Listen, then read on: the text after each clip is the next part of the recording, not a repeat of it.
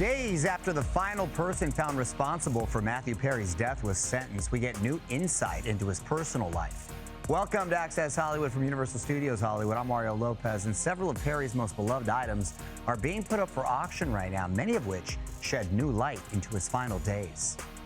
Matthew was a sweet, lovely, funny man. He was as kind and as you could possibly imagine. That's Matthew's stepfather, Keith Morrison, just last week after the sentencing of Kenneth Iwamasa, Matthew's live-in assistant who delivered the fatal dose of ketamine to the actor. Now, nearly 3 years after his death, the family's making sure Matthew's legacy lives on and benefiting a cause close to his heart through the Matthew Perry Foundation. The money is going to be used for recovery for addiction.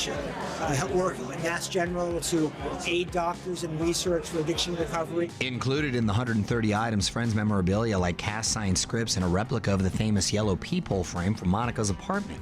There's also Matthew's Screen Actors Guild Award, which he won in 1996 for outstanding performance by an ensemble in a comedy series. Matthew's good friend Selma Blair was on Good Morning America to raise awareness of the auction.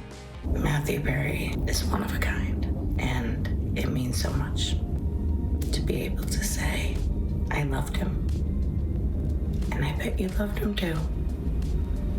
And let's keep his heart and his spirit going. Fans have a chance to bid on a Dolce & Gabbana suit, a baseball mitt, Matthew's wallet packed with credit cards, including his once valuable Black American Express, and a piece by the artist Banksy worth over $1 million.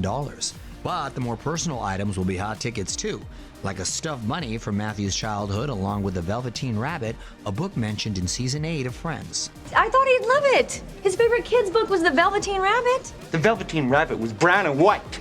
Also on the block, many Batman-related pieces, including a figurine and a watch. Matthew was obsessed with the superhero, and 10 days before he passed, he posted the Batman distress sign in red lights at the bottom of his pool, referring to himself as Matman in the caption. And 3 years ago, for the GQ segment, Things Matthew Perry Can't Live Without, Matt showed off part of his collection. At my home, I have a Batman room that is either called the Matt Cave or the Bat Cave, and it's just filled with all my Batman stuff. Interestingly, the final chapter of Matthew's memoir, Friends, Lovers, and the Big Terrible Thing, is called Batman, and in it he writes, I stand tall now, ready for whatever comes next.